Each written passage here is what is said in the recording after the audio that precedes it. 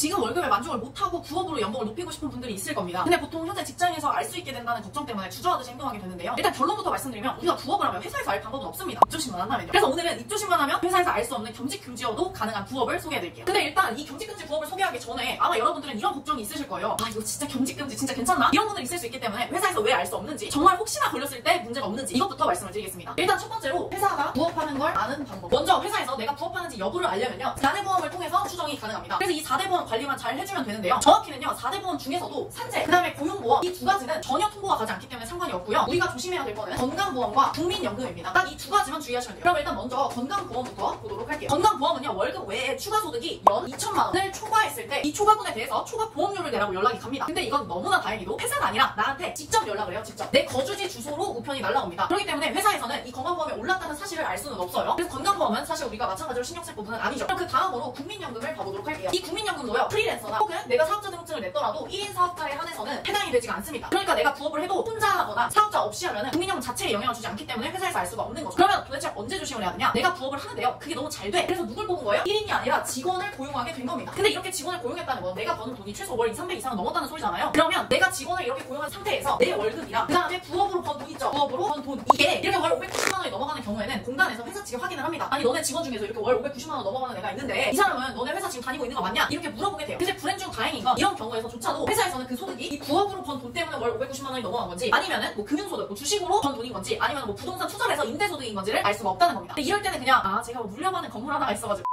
연금공단에서 연락이 가면 회사는 이 사람 부업하는 것 같은데? 이렇게 추측을 할 수 있는 겁니다. 만약 이게 불안하시면 직원을 고용하지 않고 그냥 1인 사업자로 하시거나 혹은 프리랜서로 활동하시면 되죠. 근데 뭐 이 정도 벌면 그냥 때려쳐야. 근데 살다 보면 혹시라는 게 있잖아. 혹시 알게 되지 않을까? 겸직 금지 조항이 있는데 혹시나 알게 되면 어떡하지? 라고 불안하신 분들도 있을 거예요. 그래서 제가 혹시 걸려도 잘리지 않는지 그 겸직 금지 조항을 한번 봤습니다. 일단 원칙적으로 직장 내에서 아무런 단서 없이 겸직 금지를 내세우는 건 헌법에 위반되는 거라 법적으로 효력이 없습니다. 문제가 되는 경우는 어떤 경우냐? 회사 일을 똑바로 안 해. 그러면서 부업을 하는 경우에 문제가 되는 거죠. 예를 들면 부업을 하느라 회사에 매번 지각을 한다거나 뭐 졸아서 회사의 업무에 지장을 준다거나 뭐 이런 경우죠. 근데 솔직히 이거는 갖다 붙이기 나름이라 가지고 근데 좀 조심하셔야 될 점은요, 공무원은 다릅니다. 공무원은 법적으로 겸직이 불가능해요. 대신 소속기관장의 허가를 받으면 괜찮은데요, 근데 법적으로 된다고 진짜 다 해주는 건 아니잖아요. 그래서 공무원은 가족이 겸직금지나 공무원이 할 수 있는 부업은 결국 딱 한 가지입니다. 그러면 겸직금지가 가능한 부업의 특징을 한번 봐볼게요. 겸직금지나 공무원이 할 수 있는 부업의 특징은요, 결국 딱 한 가지입니다. 바로 콘텐츠를 팔아야 돼요. 공무원, 부업, 투잡 이런 걸 치면 대부분 유튜브나 블로그 이런 게 나오는 이유도 바로 여기에 있습니다. 아마 여기까지 들으신 분들은 유튜브, 블로그 이런 것밖에는 별다른 방법이 없다는 걸 이미 아실 거예요. 근데 막상 유튜브 영상 언제 만들고 그 언제 해? 블로그? 글 쓸 줄도 모르는데 무슨 블로그야? 라고 생각을 하셨겠죠? 근데 다 아시겠지만 원래 뻔한 게 답이에요. 보통 유튜브는 얼굴 공개를 해야 되거나 안 하더라도 편집 등을 배워야 돼서 좀 부담스럽기 때문에 보통은 블로그로 시작하는데요. 그래서 오늘은 블로그긴 한데 요즘 뜨는 회사에서 몰래 블로그하는 방법을 알려드리겠습니다. 일단 제가 이 방법은 회사에서 내가 부업하는 걸 모를 수 있다고 했잖아요. 그럴 수 있었던 가장 큰 이유는요, 바로 이 부업은 시간에 구애를 받지 않기 때문에 그렇습니다. 갑자기 야근을 해야 되는데 부업 때문에 집 가야 되면 바로 걸리겠죠? 그래서 시간이 자유로워야 합니다. 그래서 오늘 소개할 이 블로그 방법도 시간에 구애받지 않을 수가 있어요. 먼저 한 분의 이야기를 들려드릴게요. 이분은 30대 초반 남자분이세요. 공무원인데요. 처음에 블로그는 그냥 글 쓸 줄도 모르셨어요. 근데도 부업을 시작한 지 2달 만에 블로그로 매달 50만 원씩 벌고 있습니다. 이분이 하는 부업의 정확한 명칭은요, 블로그 마케팅 대행 부업입니다. 대행, 그러니까 누군가를 대신 써주는 거예요. 대신 써준다. 그럼 도대체 블로그를 누굴 대신 써주냐? 바로 마케팅이 필요한 사람, 블로그 마케팅이 필요한 사람을 대신 써주는 일을 하고 월 50만 원씩 받고 있는 겁니다. 일단 이 부업을 하기 위해서는 당연히 마케팅이 필요한 사람을 먼저 찾아야 됩니다. 그래야 그 사람을 위해 대신 써줄 수 있잖아요. 근데 이것도 블로그로 할 수가 있습니다. 그러니까 블로그를 대신 써줄 사람을 찾아서 블로그를 써주는 거죠. 뭐 이게 거의 라인 같은데요. 보통 초보자가 받는 금액은 한 건당 3만 원에서 5만 원 정도 되고요. 한 6개월 정도 하게 되는 제 수강생을 기준으로 말씀을 드리면 건당 5만 원에서 10만 원 정도를 받고 있습니다. 그럼 실제로 하는 방법에 대해서 구체적인 영상이 필요할 텐데요. 그 영상은 이전에 이미 찍어놔서 바로 연결해서 이어서 보여드리도록 하겠습니다. 혹시 여러분은 일기 쓴 게 언제가 마지막이신가요? 아마 최소한 초등학생 때는 써보셨을 거예요. 초등학생 때는 일기 이런 게 숙제잖아요. 저도 그랬던 것 같아요. 기억나시죠? 초등학교 저학년 때는 아마 이런 그림 일기를 써보셨을 거고요. 조금 크면 이 정도 조금 더 길게 쓰죠. 그럼 혹시 여러분 지금 우리가 월 110만 원을 글로 써서 벌려면 한 달에 몇 개 정도를 써야 될까요? 근데 우리가 초등학교 때 방학 숙제로 막 일기 10개 써라고 하잖아요. 그것도 사실 힘들었는데 지금 몇 개 정도 써야 월 110만 원 가능할까요? 한 달에 뭐 만원 꼴로 잡아서 110개? 아니면 뭐 건당 2만 원 잡아가지고 55개? 이렇게 하면 아마 힘들 겁니다. 근데요, 여기에 시작하고 딱 3달 뒤에 글로 월 110만 원을 벌게 된 한 수강생분의 사례를 보여드릴게요. 이분은 40대 초반 여자분이신데요. 제 카페에 2023년도 12월에 가입하셨어요. 딱 6개월 되셨네요. 제 카페도 그렇고 제 유튜브도 그렇고 생각보다 이 40대 분들이 꽤나 계세요. 제가 꽤나 연상한테 잘못 키나봐요. 유튜브에서는 오빠들이 많이 좋아해주시고 카페에서는 또 언니들이 든든하게 계셔주십니다. 그래서 제가 연애도 좀 연상이라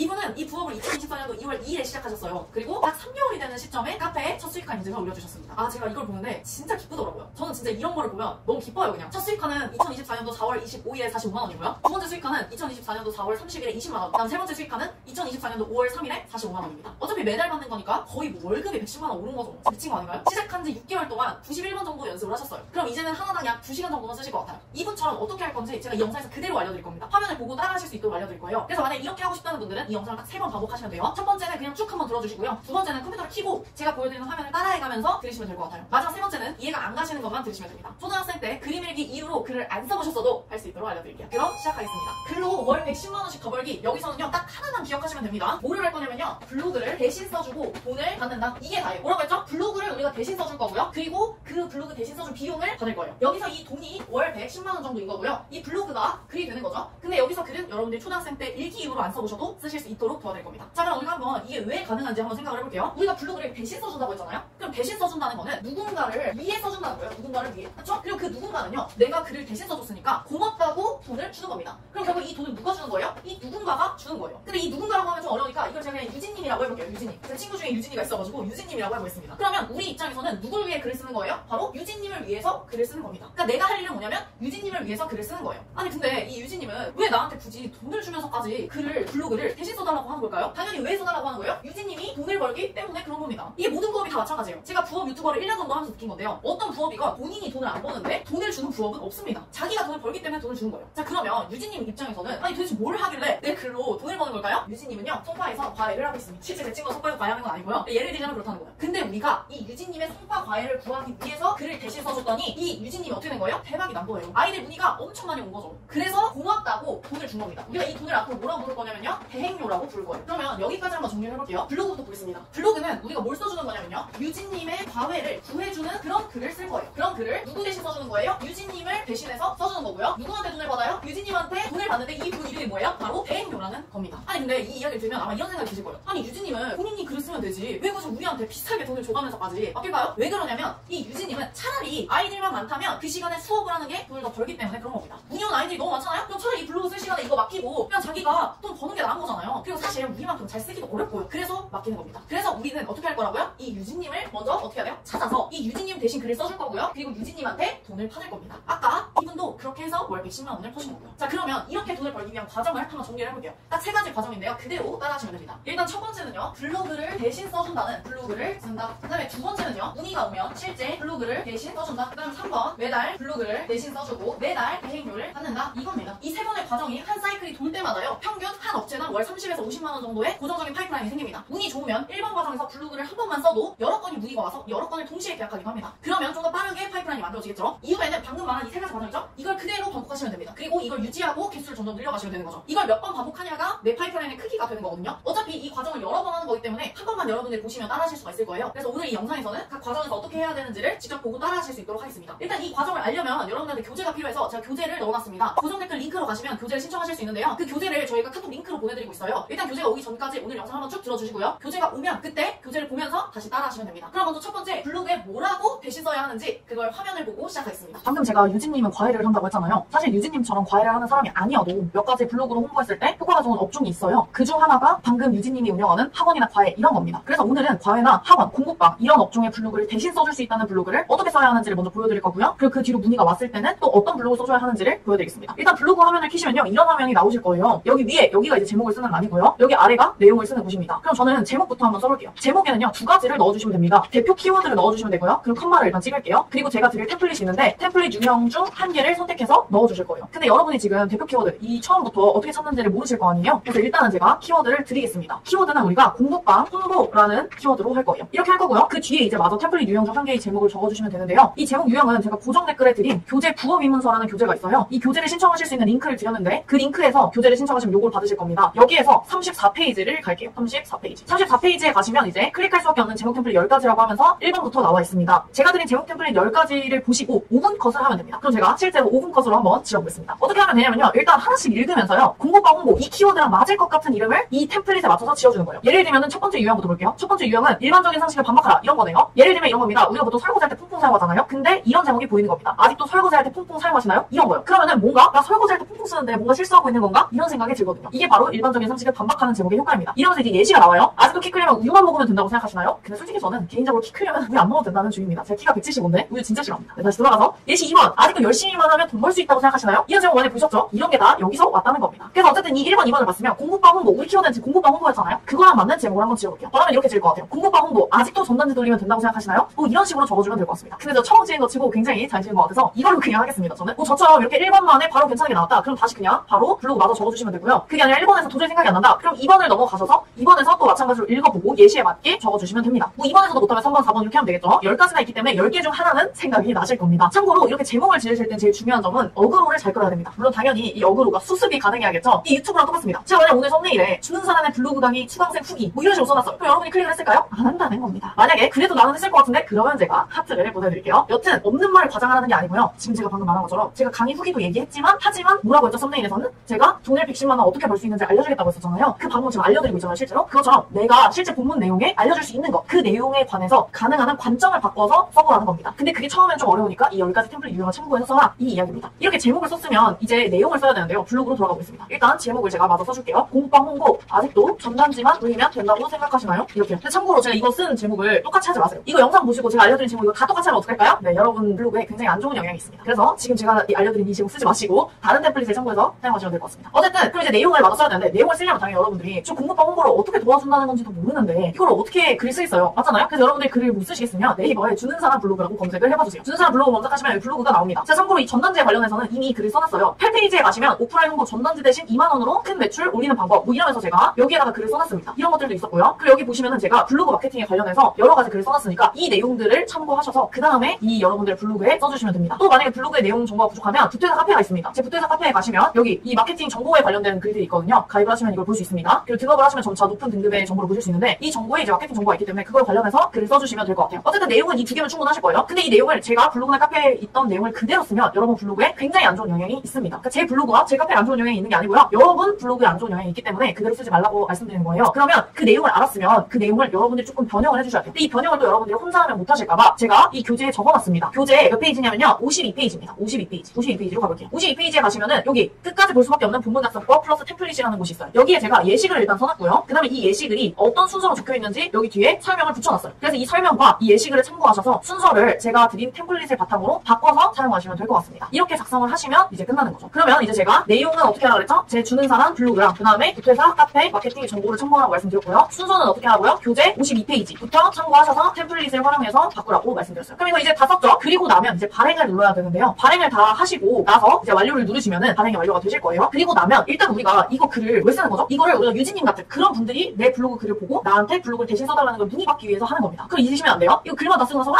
나 이거 글 다 썼다 이렇게 좋아하시면 안 됩니다. 그럼 이제 어떻게 해야 되냐? 블로그 글은 발행한다고 해서 유진님 같은 분이 내 글이 보이는 게 아닙니다. 뭐라고요? 다시 발행을 한다고 해서 어떤 유진님 같은 분들 있잖아요. 어떤 자영업자 분들이 검색을 했을 때 내 블로그가 보이는 게 아니라는 거예요. 그러면 발행한 다음에 뭘 해야 되는 거냐? 스탯 제공이라는 걸 해야 됩니다. 스탯 제공이 뭐냐면요. 스크랩, 댓글, 체류 시간, 공감이라는 거예요. 그게 어디냐면 저희 부토회사 카페에 가시면 블로그 스탯 제공 품앗이라는 게 있습니다. 이렇게. 그리고 이 스탯 제공 게시판은 진짜 중요한 게 서로 해주는 거예요. 스탯 제공이 뭐라고 했죠? 스크랩, 댓글, 체류 시간, 공감입니다. 여기 제가 써놨어요. 그게 뭔지 그리고 어떻게 해야 되는지도 제가 아주 자세하게 적어놨습니다. 이걸 서로 해줘야 이것까지 마무리가 돼야 유진님 같은 분들이 내 블로그로 볼 수가 있는 거예요. 그래서 반드시 이것까지 해주셔야 됩니다.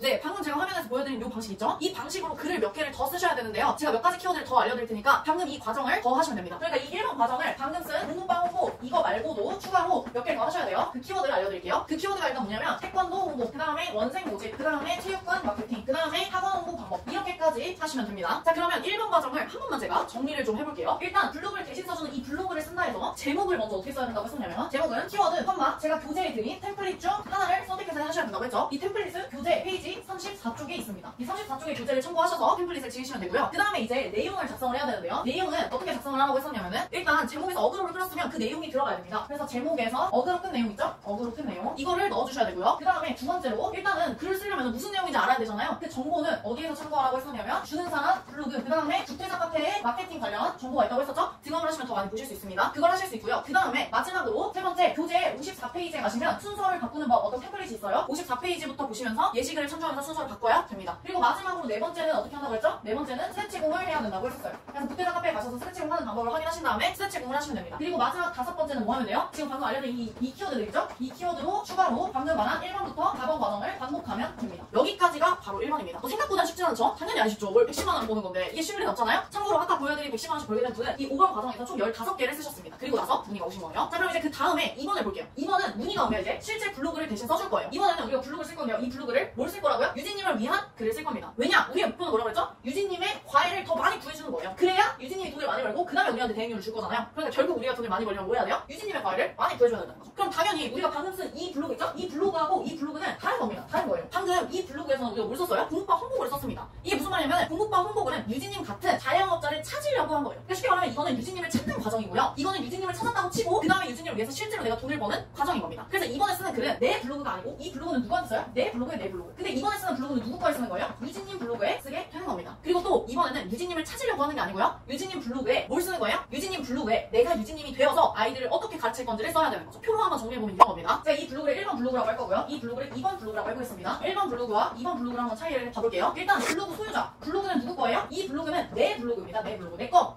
그 다음에 이 2번 블로그는 누구 거예요? 유진님 거죠. 유진님 거. 유진님이 아니더라도 나한테 의뢰한 고객 블로그에다가 쓰는 겁니다. 내 블로그에 써주는 게 아니에요. 그 다음에 두 번째로는 내 글을 읽는 사람. 글을 읽는 사람이 누구죠? 누구한테 읽히기 위해서 글을 쓰는 거예요? 1번 블로그는 아까 뭐라고 그랬어요? 목표가 유진님을 찾는 거예요. 그러니까 당연히 내 글을 읽는 사람 누구여야 돼요? 유진님 같은 어떤 자영업자여야 되는 겁니다. 자영업자. 근데 2번 블로그는 아까 뭐라고 그랬어요? 이미 나한테 의뢰한 유진님을 위해서 글을 쓰는 거예요. 그러면은 누굴 위해 쓰는 거예요? 유진님의 고객이 돼야 되는 거죠. 유진님의 고객은 누가 되겠어요? 뭐 예를 들면 학생이나 학부모가 되는 겁니다. 이렇게 되는 거죠. 그래서 아까 우리가 키워드도 한번 봐보면 키워드도 여기서 뭐였어요? 공부방 홍보, 태권도 홍보 이런 거였잖아요. 근데 2번 이제 여기 키워드를 한번 정리해볼게요. 키워드도 여기서는 무슨 홍보, 무슨 마케팅으로 썼어요. 왜냐면 그래야 자영업자들이 볼 테니까요. 근데 이번에 2번 블로그에서 키워드는요. 뭘 써야 되는 거냐면 여기서는 이제 학생이나 학부모들이 검색할 만한 걸로 적어야 됩니다. 예를 들면은 어떤 게 있었냐면 지역명 플러스 업종 이런 키워드가 있는 거죠. 이번에는 지훈님이라는 분이 있다고 해볼게요. 이 지훈님은요. 노원에서 수학학원을 운영한다고 합니다. 그리고 이 지훈님한테 돈을 받고 우리는 지훈님을 위해서 글을 써주는 거예요. 그럼 지훈님을 위해서 글을 쓸 때는 어떤 키워드를 잡아야 되죠? 노원 수학학원 이런 키워드를 잡아야 되는 겁니다. 그래서 노원, 지역명, 수학학원, 업종 뭐 이런 식으로 잡아주는 거죠. 물론 실제 이 지역명 플러스 업종 이 키워드를 쓴다고 해서 노원 수학학원을 찾는 학부모님과 학생들이 내가 쓴 블로그를 다 볼 수 있는 건 아니에요. 아닙니다. 근데 이것까지 하려면 이제 키워드 찾는 법까지 알아야 되는데요. 사실 여기까지 되시는 분들은 이제 본격적으로 블로그를 배우셔야 되는 거고요. 일단 이 영상의 목적은 여기까지 할 수 있는 걸 돕도록 하는 거라서 지금은 그냥 지역명 플러스 업종 키워드, 땡땡 홍보 뭐 이런 키워드를 쓰면 된다. 요 정도까지만 아시면 될 것 같습니다. 자, 그럼 이제 3번 넘어갈게요. 3번은 이렇게 블로그를 써주고 매달 대행료를 받아야 되잖아요. 자, 그러면 우리 얼마를 받아야 될까요? 이 대행료 이 얼마라는 어떤 시세라는 게 뭐냐? 이거에 대해서도 질문을 많이 하시는데 사실 시세라는 건 좀 없습니다. 제가 처음에 뭐라고 했죠? 블로그를 대신 써주고 돈을 받는다. 이렇게 말했잖아요. 무슨 말이냐면은 유진님의 이 사람의 돈을 벌어주고 내 돈도 버는 거예요. 그러면 정확하게 말하면 이 유진님의 돈을 벌어주고요. 그중 일부를 내가 받는 겁니다. 사실 아까도 계속 말했지만 모든 부업이 다 이렇거든요. 제가 1년간 여러 부업 많이 소개했다고 했었잖아요. 근데 사실 부업을 구하는 사람이 본인이 돈을 이만큼 버니까 그중에 일부를 이렇게 떼서 주는 거예요. 부업하는 사람한테. 자기가 돈을 안 버는데 부업하는 사람한테 돈 주는 경우가 어디 있겠어요. 말이 안 되잖아요. 그렇기 때문에 이렇게 되는 겁니다. 그냥 눈 붙이기만 하더라도 얼마씩 준다 뭐 이런 거를 왜 주는 거죠? 그 회사가 인형을 팔아서 돈을 벌기 때문에 돈을 주는 겁니다. 인형이 안 팔리면 인형 눈 붙이기 할 사람도 당연히 안 구하는 거 아니에요. 그렇기 때문에 그런 겁니다. 근데 여기서 이제 좀 조심하실 점은 뭐냐면요. 모든 일이 당연하지만 처음부터 시간 대비 돈을 벌 수는 없습니다. 인형 눈 붙이기만 하더라도 처음부터 잘 붙여지나요? 잘 안 붙여집니다. 그래서 초보자분들은 처음에는 오히려 인형 눈 붙이기 이런 거 최저 시급도 안 나올 때가 있어요. 근데 이게 조금 익숙해지면 어떻죠? 엄청 잘 붙이게 되잖아요. 물론 제가 붙여보진 않았지만 그렇게 될 거잖아요. 모든 게 다 똑같잖아요. 블로그도 똑같습니다. 처음에 제가 알려드린 대로 쓰려고 해도 사실 제가 뭐 템플릿 이거 다 드리고 했지만 글 하나 쓰는데 막 10시간씩 걸리는 분들도 있어요. 물론 처음부터 잘 쓰시는 분들도 있지만 평균적으로 막 10시간씩 걸립니다. 그리고 돈을 받으면 뭐야? 이렇게 허탈하실 수도 있어요. 근데 솔직히 말하면 그건 여러분들이 아직 익숙해지지 않아서 그런 거예요. 보통 3개월 정도 연습을 하신 분 기준으로는요. 글 한 개당 보통 2시간 컷 합니다. 2시간 컷. 이 정도 합니다. 그리고 1년차 되잖아요? 그러면은 이게 또 대폭 줄어서 1시간 컷까지도 가능하게 돼요. 연습을 할수록 시간이 줄어들고요. 연습을 할수록 글 자체도 굉장히 좋아집니다. 그러면 연습을 할수록 어떻게 되는 거예요? 내가 이 유진님의 또 지훈님의 매출을 올려줄 수 있는 폭이 더 커지는 거죠. 그러면 당연히 유진님이나 지훈님한테 더 도움이 되겠죠? 그러면 당연히 내 몸값도 올라지니까 더 돈이 많아지는 겁니다. 제가 교재로 드리는 마케팅 부업 입문서를 보시면요. 제 초보자 시절 이야기도 있어요. 오늘 이 영상을 다 보시고 입문서를 보시면 훨씬 따라하시는데 쉬우실 겁니다. 그래서 교재를 한번 쭉 읽어보시고요. 그리고 다시 두 번째로 이 영상을 보시면서 따라하시면 도움이 될 것 같습니다. 자, 오늘 여기까지 해서 글로 월 110만 원씩 더 버는 방법, 이 방법에 대한 구체적인 세 가지 과정에 대해서 봤는데요. 이 과정이 혹시나 이해가 안 되시는 분들은 3번까지 들으시면서 따라하시면 아마 하실 수 있을 겁니다. 그래도 이해가 안 되시면 교재를 조금 더 읽어보시면 좋을 것 같아요. 그럼 우리는 교재에서 다시 만나면 되겠죠? 교재에서 다시 만날게요.